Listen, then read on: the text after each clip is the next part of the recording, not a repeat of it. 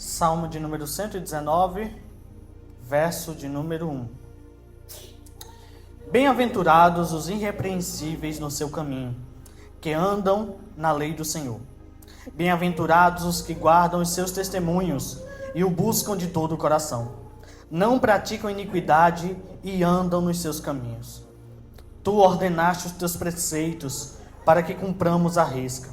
Quem dera fossem firmes os meus passos, para que eu observe os teus decretos. Então não terei de que me envergonhar, quando considerar todos os teus mandamentos. Eu te darei graças com integridade de coração, quando tiver aprendido os teus retos juízos. Cumprirei os teus decretos, não me desampares jamais. De que maneira poderá o jovem guardar puro o seu caminho, observando segundo a tua palavra? De todo o coração te busquei, não deixes que eu me desvie dos teus mandamentos. Guardo a tua palavra no meu coração, para não pecar contra ti. Bendito és tu, Senhor, ensina-me os teus decretos. Com os lábios tenho narrado todos os juízos da tua boca. Mas me alegro com o caminho dos teus testemunhos do que com todas as riquezas. Meditarei nos teus preceitos e as tuas veredas terei respeito. Terei prazer nos teus decretos, não me esquecerei da tua palavra. Meus irmãos, grato a Deus pela oportunidade de estar aqui mais uma vez, pela vida do meu pastor, que confia a oportunidade de a gente estar aqui compartilhando uma mensagem com os irmãos, a vida da minha esposa, que me aguenta todo dia. Eu aperreio ela todo dia, irmão. Todo dia. Mas glória a Deus por isso. Agradecer também pela vida do nosso irmão presbítero Henrique, que não está aqui, mas ele estava. Agradecer pela vida dele também, que nos trouxe até aqui. Jesus é bom em tudo que ele tem feito e realizado, irmão. Eu creio que o Senhor ele é bom em tudo que faz. Amém?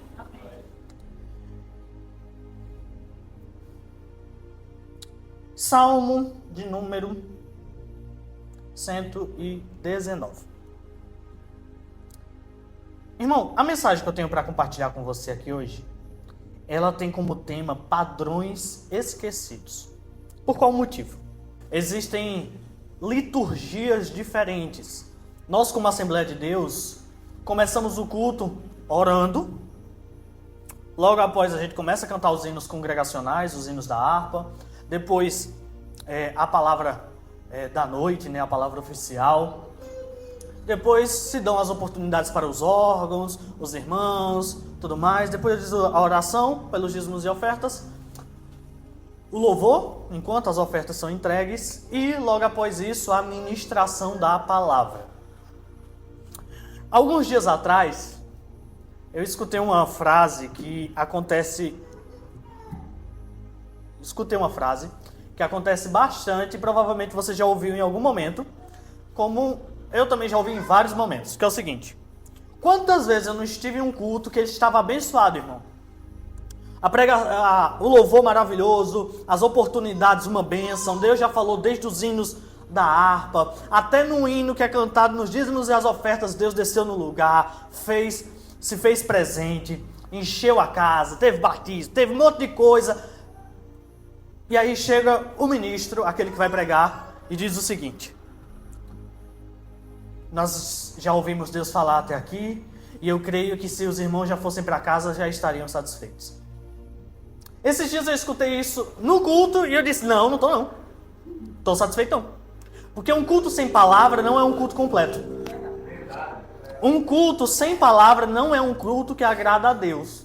Porque louvor é bom e tem que ser feito. Nós temos que louvar a Deus, adorá-lo, orar. Mas se não houver um momento onde Deus fala com a igreja, não é culto completo. E ponto. Muitos lugares por aí, e eu já fui em cultos assim, eu já fui numa vigília, irmão, presta atenção, que a vigília começou 9 horas da noite. E oportunidade para cantar. E o cantor foi lá, cantou 50 minutos. O outro cantou mais 50 minutos. Mais outra pessoa para cantar mais 1 hora. Depois os conjuntos, mais 2, 3 horas cantando. Quando deu por volta das 2 horas da manhã, o irmão disse assim: a gente está caminhando para o fim da vigília e agora a gente vai escutar a melhor parte, a palavra. Deram 20 minutos para o pregador. Aí eu fiquei pensando, a vigília começa 9 horas da noite. 9 horas. Quando é 2 horas da manhã, 5 horas de louvor e 20 minutos de palavra. Então esses dias, irmão, quando eu escutei a famosa frase: se os irmãos fossem para casa agora, eu creio que já estaríamos satisfeitos. Não, eu não estou satisfeito. Eu só estou satisfeito quando o culto é completo.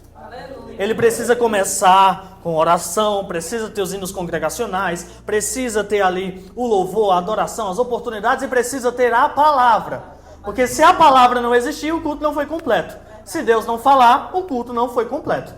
A gente está aqui principalmente para ouvir a voz de Deus. E isso acontece quando nós ouvimos a ministração da palavra. Uma coisa que eu achei muito bonito quando a gente foi para o congresso, acho que uma semana e pouco, alguns dias atrás, em Abreu e Lima, Kelvin Klein, na parte da noite, superintendente do DG Adalp, ele pediu desculpa a todos os outros cantores que estavam escalados naquela noite, porque a hora já estava avançada, porque ele disse: é necessário que nós venhamos escutar a palavra. E isso é uma maravilha. Porque, irmão, o louvor, ele é uma bênção. Mas só a palavra é capaz de libertar. Então vamos lá. Como eu disse aqui, o tema dessa mensagem é padrões esquecidos.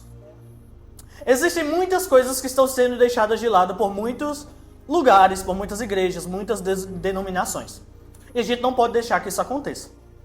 Com isso, trazer uma mensagem mais expositiva dentro do capítulo 119 de Salmo, ou dentro do Salmo de número 119, do seu verso de número 1 ao verso de número 16. Tá bom, irmão? Vamos lá. Primeiro, o versículo de número 1, ele diz o seguinte, e eu tô lendo aqui na Nova Almeida atualizada, tá bom? Se tiver um pouquinho diferente a sua versão, não é muita coisa, e a gente vai chegar no mesmo lugar. O texto diz o seguinte: bem-aventurados, verso 1, preste atenção. Bem-aventurados os irrepreensíveis no seu caminho, que andam na lei do Senhor. O primeiro ponto que eu quero salientar aqui dentro desse versículo é o seguinte. Olha como ele começa. Bem-aventurados. Bem-aventurado é aquele que é uma pessoa muito alegre. Já disse isso algumas vezes aqui. Muito alegre será aquele que é irrepreensível no seu caminho. No seu caminho, na sua vida, na sua conduta, no seu comportamento. Só que você percebe que uma coisa está totalmente atrelada à outra. Eu só serei muito alegre se eu for irrepreensível no meu caminho. O que é isso? É eu ter uma boa conduta dentro da lei do Senhor, dentro dos seus mandamentos. Não basta ser apenas um bom cidadão. Eu preciso ser um bom cidadão do céu. Eu preciso ser alguém que segue as ordenanças e os princípios e os padrões de Deus. Aquele que faz isso, ele se torna alguém irrepreensível. Não porque ele nunca erra, mas porque ele busca fazer a vontade de Deus dentro de tudo aquilo que ele ordena. Então, bem-aventurados os irrepreensíveis, ou seja, muito alegre é aquele que anda conforme a vontade de Deus. É muito alegre aquele que anda com boa conduta, com bom comportamento.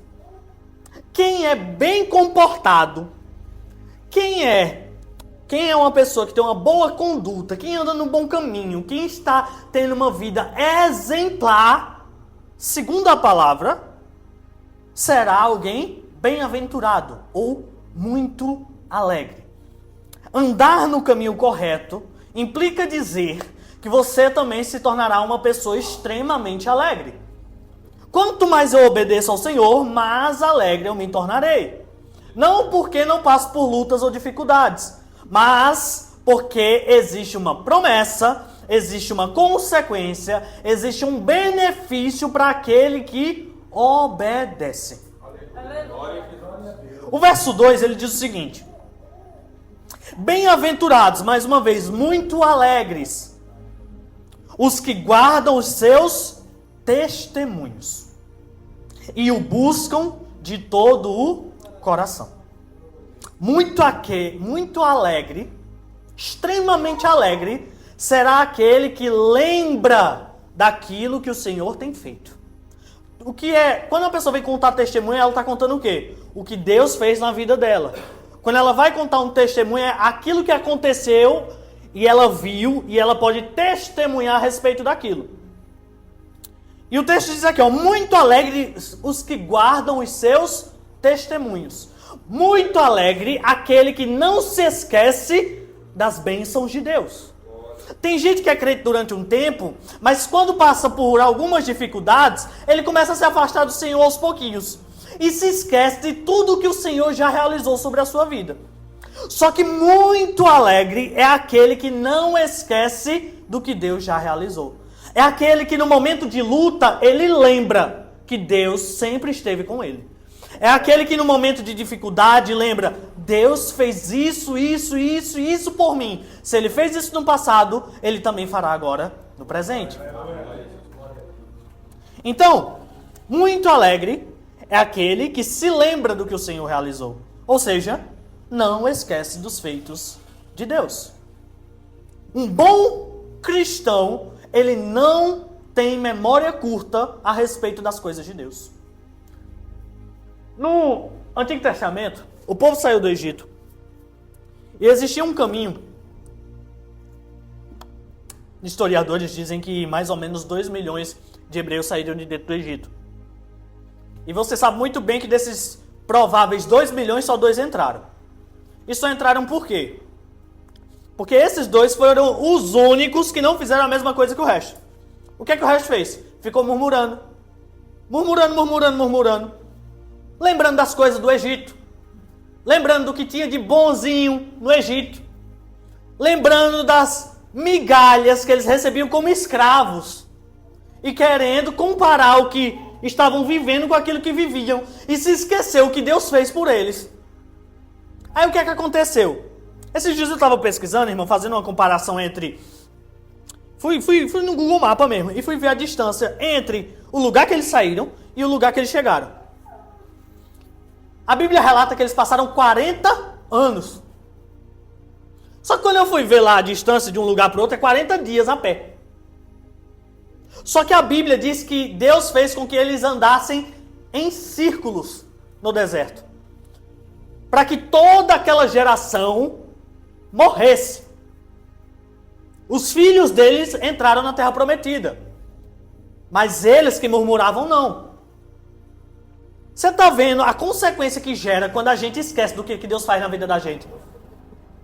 Quando você esquece do que Deus já realizou, você começa a murmurar pelo que está vivendo agora, esquecendo do que Deus já teve poder para realizar no passado.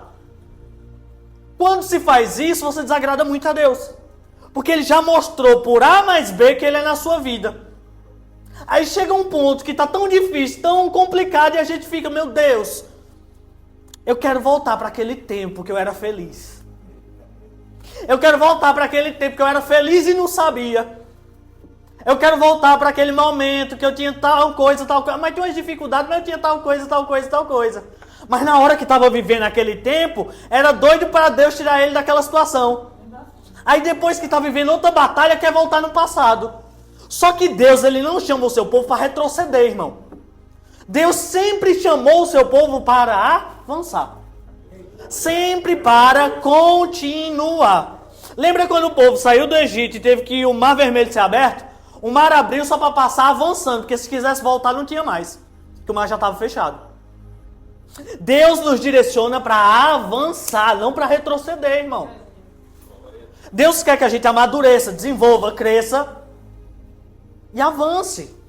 Só que quem não entende e quem não guarda, como diz no verso 2 aqui, os testemunhos, aquilo que Deus já realizou, ele fica querendo voltar no passado. Mas isso não faz parte da história do cristão, nem mesmo da igreja. Deus chamou o seu povo para avançar. Coloque isso na sua cabeça. Coloque isso na sua cabeça. Deus não te chamou para voltar às tristezas e agonias que você vivia quando não era crente, não. Porque tem gente que na primeira dificuldade ele já quer voltar às coisas que vivia quando não era crente.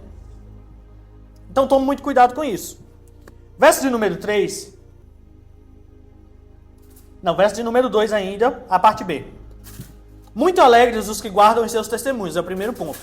O segundo ponto é a parte B, que diz o seguinte: e o buscam de todo o coração.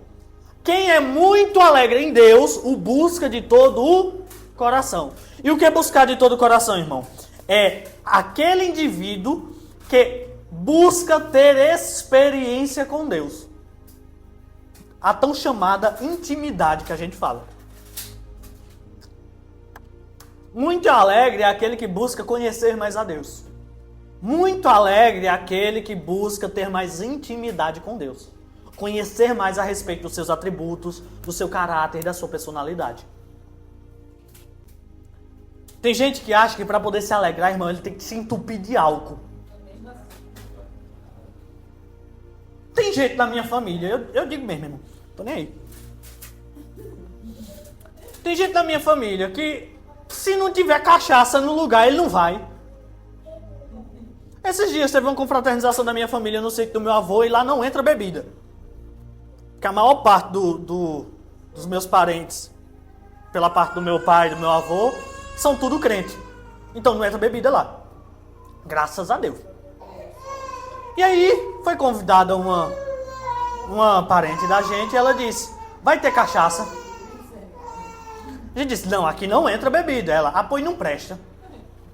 Porque tem gente que acha que o lugar só presta se tiver cachaça, se tiver álcool, se tiver droga, se tiver algum tipo de entorpecente, se tiver alguma coisa para tirar ela da realidade.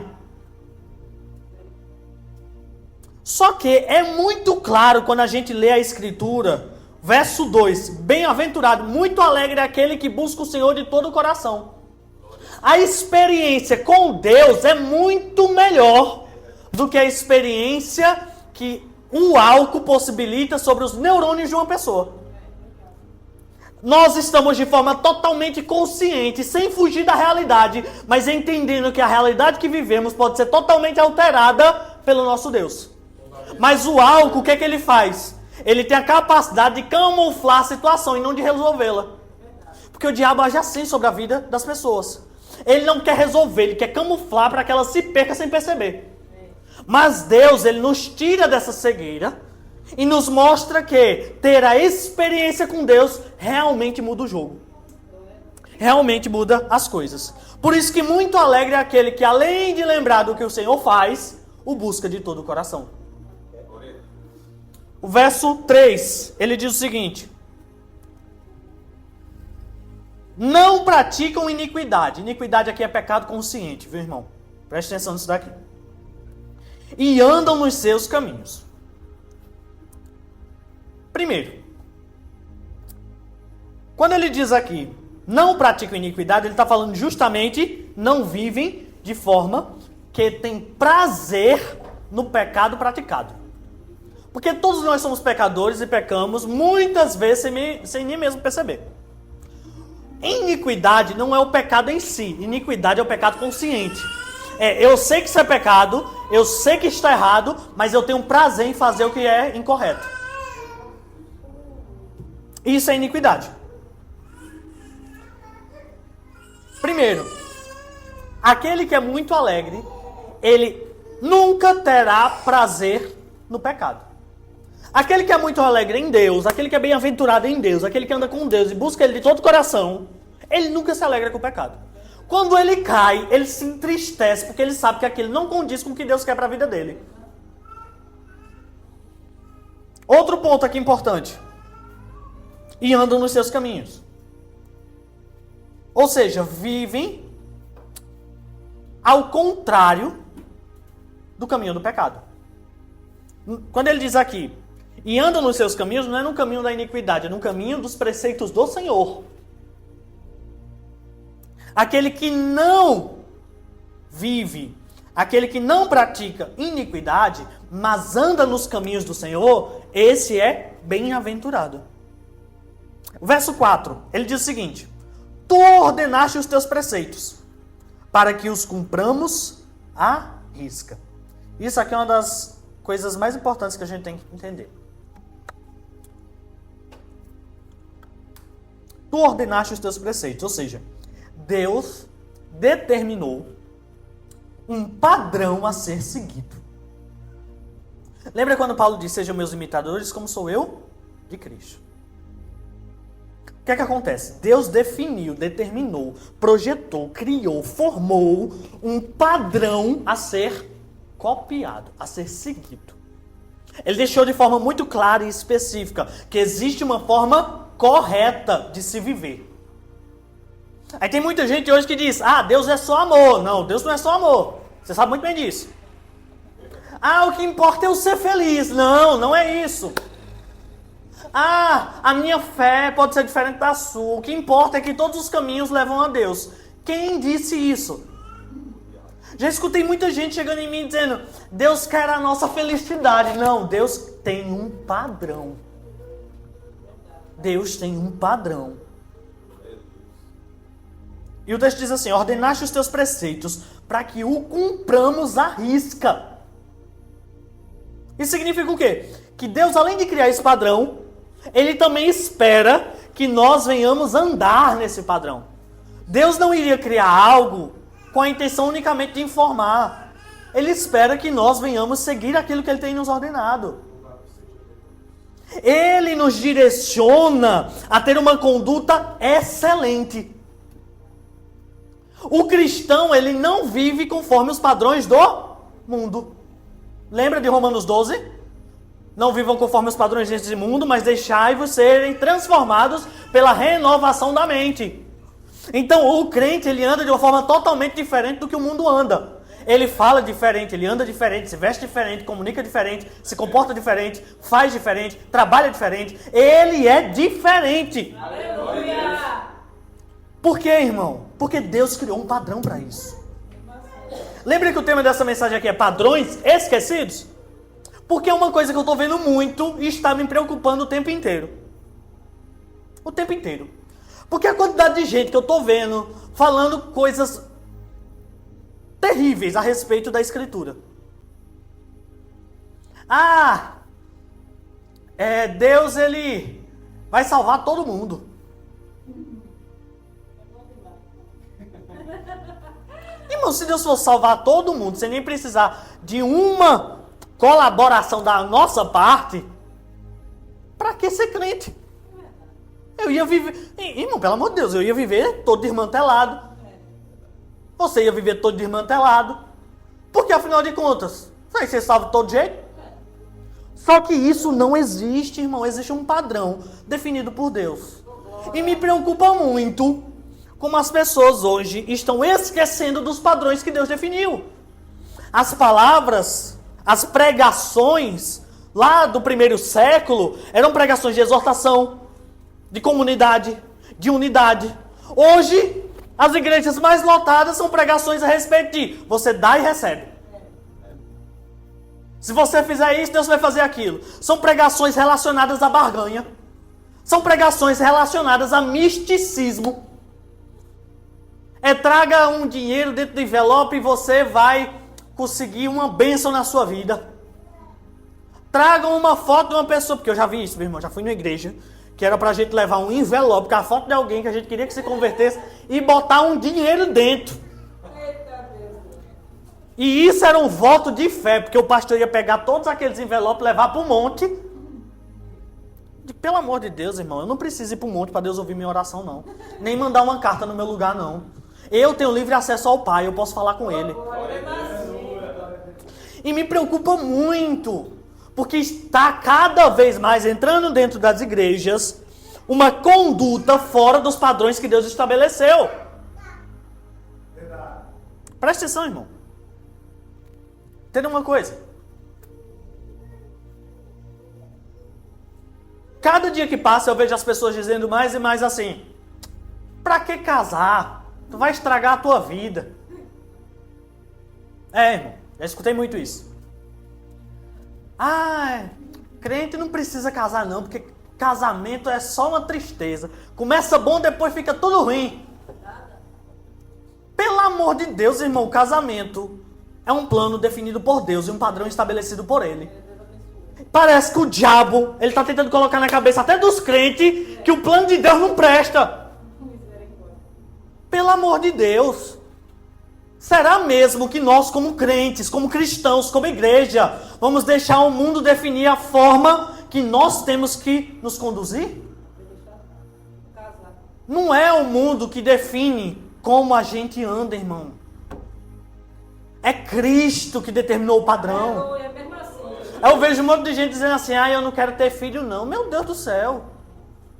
Era bom que teu pai tivesse pensado assim. Eu sei, irmão, que existem casos e casos, existem situações e situações, existem casos diferentes, eu entendo, mas o problema que eu estou falando aqui é a respeito de pessoas que acham que parece que antigamente funcionava, hoje não funciona mais não. Deus antes abençoava, hoje não abençoa mais não.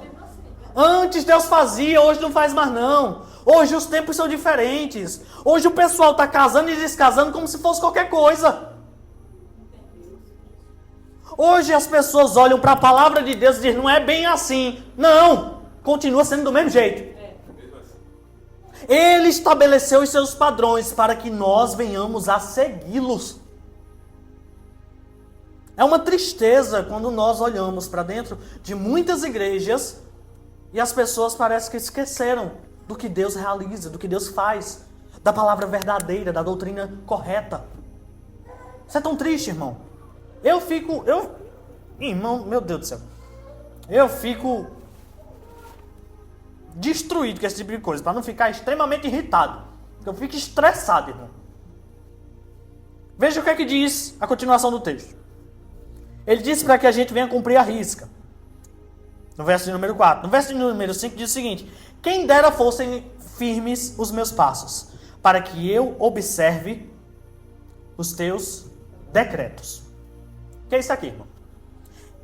Quando ele diz, quem dera fossem firmes, ele está dizendo, não são firmes. Quem dera fosse. O que é isso? Desejo. E quando ele diz, quem dera eu queria ter, mas não tenho.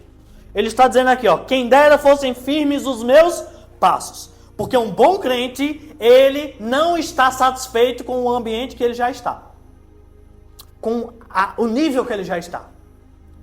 Ele não fica conformado, ele quer obedecer mais.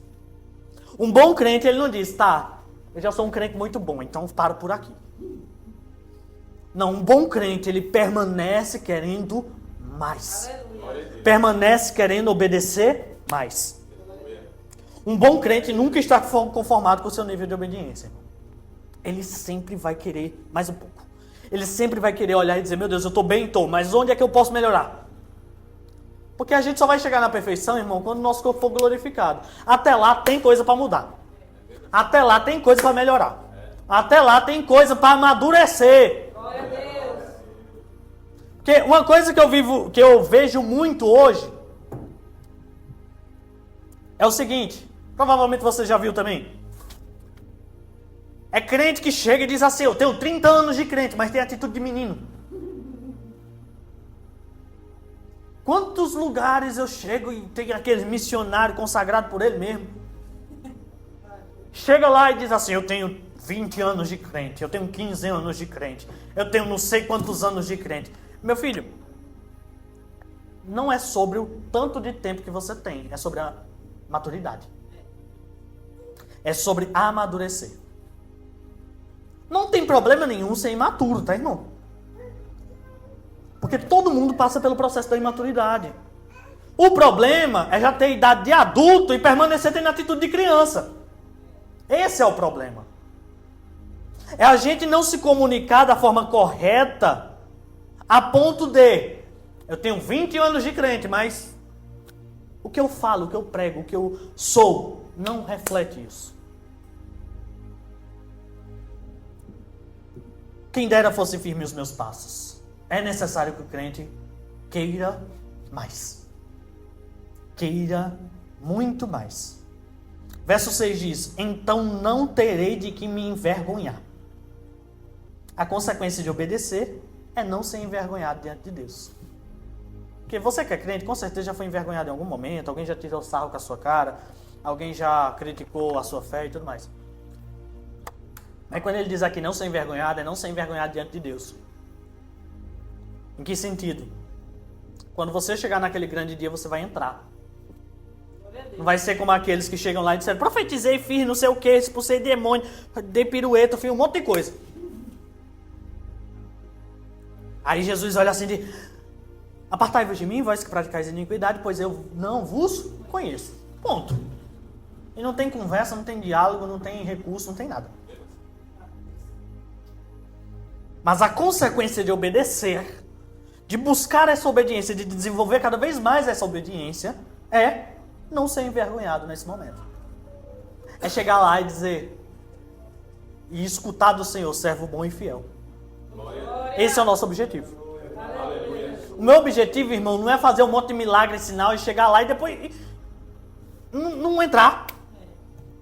Não poder estar com Cristo, não poder estar com Ele. Como o Henrique estava dizendo aqui, justamente sobre isso, que adianta eu conquistar um monte de coisa e chegar e não entrar no céu.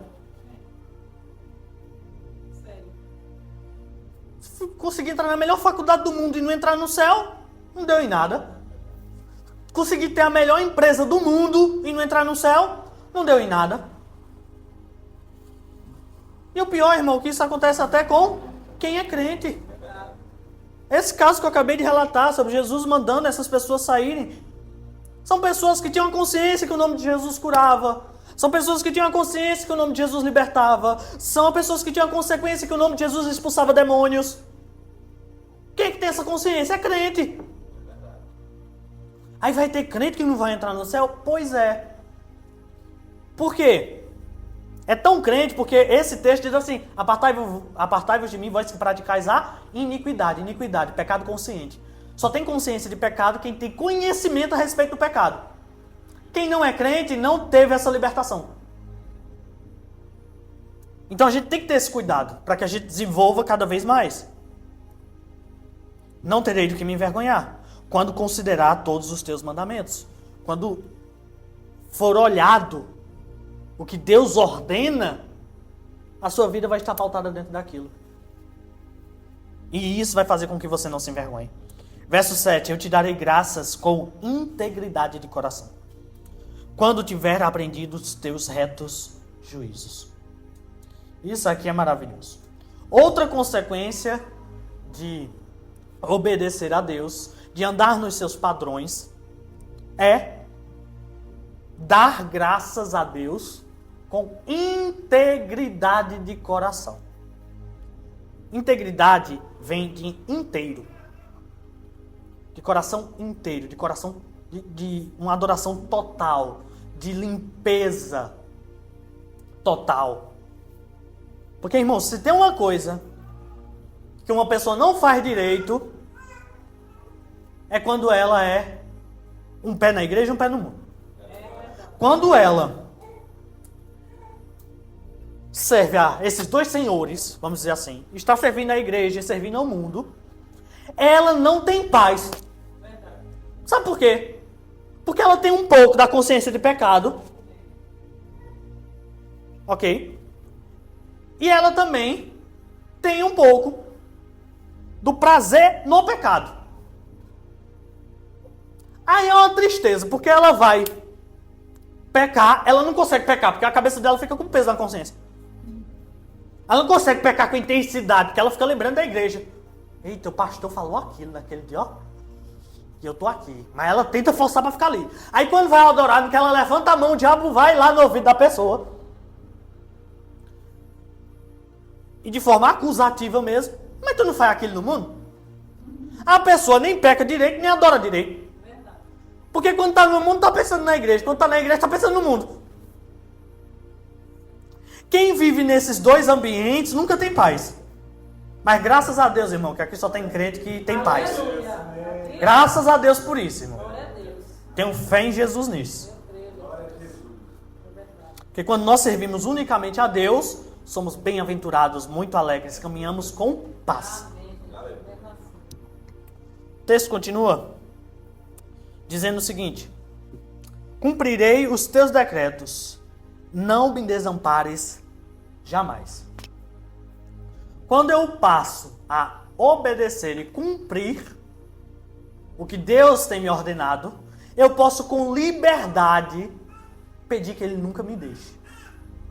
Tem muita gente que começa a passar dificuldade, ela já acha que Deus abandonou ela. E não é assim.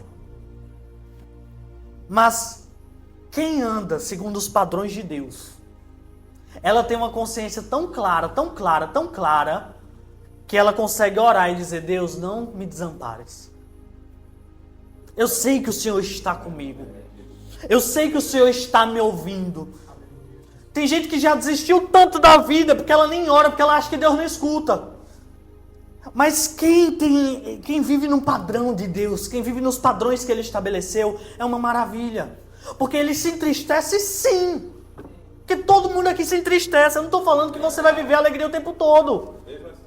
Mas você vai poder olhar e dizer: nesse momento que eu estou tão triste, eu sei que Deus está me ouvindo. Você nunca vai perder esse entendimento e essa clareza que muitos perdem por não andarem com Ele. Aqueles que não andam com o Senhor não escutam a voz dEle com frequência. Mas um filho que está perto do pai, a hora que ele pergunta, o pai responde. A hora que ele necessita, o pai ajuda. A hora que ele diz: pai, eu preciso de ajuda, eu não estou ouvindo a tua voz. Mas se ele está orando, ele está dizendo: eu sei que o Senhor me ouve. E essa fé, essa compreensão, essa clareza muda o jogo. Muda a realidade. É um momento que eu estava abatido, desanimado, triste, todo arrebentado, mas eu orei e aquilo parece que saiu de mim. Quantas vezes eu não orei, você não orou, tão triste, tão abatido, e começou a cantar um hino da harpa, gaguejando, nem conseguia falar direito. Aí orou ao Senhor, leu a palavra e de repente parece que o problema não tem mais o mesmo peso. Não é que ele sumiu, mas o peso parece que foi diminuído, é claro. Porque a palavra do Senhor diz para lançarmos sobre Ele todas as nossas ansiedades, porque Ele tem cuidado de nós. Quando eu lanço sobre Ele tudo isso, quando eu entrego tudo isso a Ele, eu posso ter clareza absoluta, verdadeira, específica, de que Ele está cuidando das minhas ansiedades. O medo do que vai ou não acontecer, o medo do que vai ou não atingir a minha vida, o medo do que eu vou ou não fazer, do que eu vou ou não falar, do que as pessoas vão ou não pensar de mim, eu entrego sobre Ele nesses momentos de angústia. A Bíblia em momento nenhum diz assim: nunca tenho nenhum tipo de ansiedade. A Bíblia diz: não andeis ansiosos por coisa alguma. Andar ansioso é carregar a ansiedade. Não andeis ansiosos por coisa alguma, mas lançai sobre Ele todas as vossas ansiedades. Eu pegar aquilo e dizer: eu estou ansioso, pego o que me entristece, eu oro, leio a palavra, medito, canto, entrego a Ele, e eu vou andar sem essa ansiedade, porque Ele que está carregando ela para mim, Ele que está cuidando dela para mim. Eu preciso ter essa compreensão. Verso 9: de que maneira poderá o jovem guardar puro o seu caminho? E ele já dá a resposta: observando segundo a tua palavra. De que maneira poderá o jovem guardar puro o seu caminho? É muito simples. Pode não ser fácil, mas é simples. A informação é simples. Olhe o seu caminho, que é o que ele diz aqui, observando o quê? O caminho. Segundo a tua palavra. Eu olho para o caminho que eu sigo, e caminho aqui é a respeito de conduta, comportamento. Eu olho para como eu me comporto, para como eu ando, para como eu falo, e moldo as minhas características conforme a palavra. Efésios 4 diz que não possa sair da vossa boca nenhuma palavra torpe, mas unicamente aquilo que for para edificação conforme a necessidade. Ou seja, o crente ele não fala como o mundo fala. Da boca do crente tem que sair palavras de edificação, conforme a necessidade. Tenho 7 minutos, irmão, e vou concluir. Conforme a necessidade. Então, assim, que maneira poderá o jovem guardar puro o seu caminho? Isso não é só o jovem, tá, irmão? Aqui eu uso o exemplo do jovem, mas isso é amplo, tá? Aqui ele está sendo mais específico, mas é completamente aplicável sobre a vida de qualquer cristão. Como poderá alguém guardar puro o seu caminho? Olhando para a sua conduta e moldando ela segundo a palavra de Deus.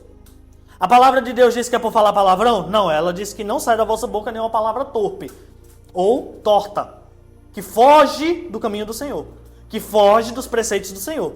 É isso que significa torpe. Torpe vem de palavra que sai do caminho. Então, não sai, o crente fala palavrão? Não. Outra coisa que Paulo diz, que não exista em nenhum de vós palavras obscenas. Aí tem crente que diz, eu não falo palavrão, mas tudo que fala é obsceno. Tudo que pensa é obsceno. Só pensa em coisa que não presta, só fala coisa que não presta. A boca do crente tem que declarar palavras de edificação, conforme a necessidade. O crente, ele tem isso vindo da parte de Deus. Deus disse para Ezequiel, profetiza sobre esses ossos. E ele profetizou. Deus poderia resolver ali a questão dos ossos, mas ele mandou Ezequiel profetizar. Quer dizer que Ezequiel tinha poder? Não. Quer dizer que ele alcançou o objetivo conforme a obediência, porque Deus mandou ele profetizar.